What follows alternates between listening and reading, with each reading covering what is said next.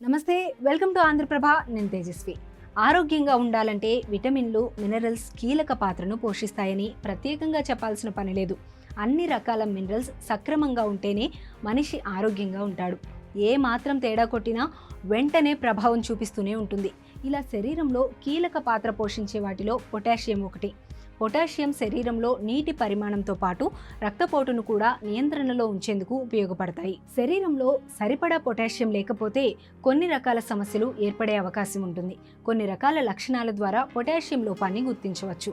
ఇంతకీ ఆ లక్షణాలు ఏంటో ఒకసారి తెలుసుకుందాము. పొటాషియం లోపిస్తే కనిపించే లక్షణాలు: శరీరంలో సరిపడా పొటాషియం లేకపోతే కండరాలు బలహీనంగా మారతాయి.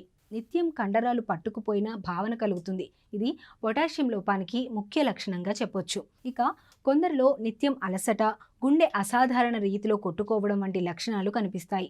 ఇక కొన్ని సందర్భాల్లో ఆకలి లేకపోవడం, మానసిక కుంగుబాటుకు గురి కావడం వంటి లక్షణాలు కనిపిస్తాయి. అలాగే శరీరంలో పొటాషియం లోపిస్తే ఆకలి లేకపోవడం, మానసిక కుంగుబాటు, నిత్యం వాంతులు, విరేచనాలు అవుతుంటాయి. మలంలో రక్తం రావడం కూడా పొటాషియం లోపానికి సూచనగా భావించాలని నిపుణులు చెబుతున్నారు. సాధారణంగా మనకు రోజుకు 2.5 గ్రాముల నుండి 3.5 గ్రాముల వరకు పొటాషియం అవసరం పడుతుంది.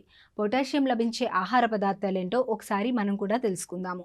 పొటాషియం ఎక్కువగా లభించాలంటే ప్రతిరోజు ఒక కోడిగుడ్డును తీసుకోవాలని నిపుణులు సూచిస్తున్నారు. గుడ్డులోని పోషకాలు ఆరోగ్యాన్ని రక్షిస్తాయి.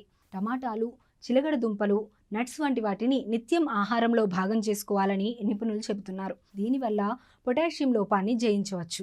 పొటాషియం లోపాన్ని అరటి పండ్లతో చెక్ పెట్టొచ్చు. పొటాషియంకు అరటి పండు పెట్టింది పేరు.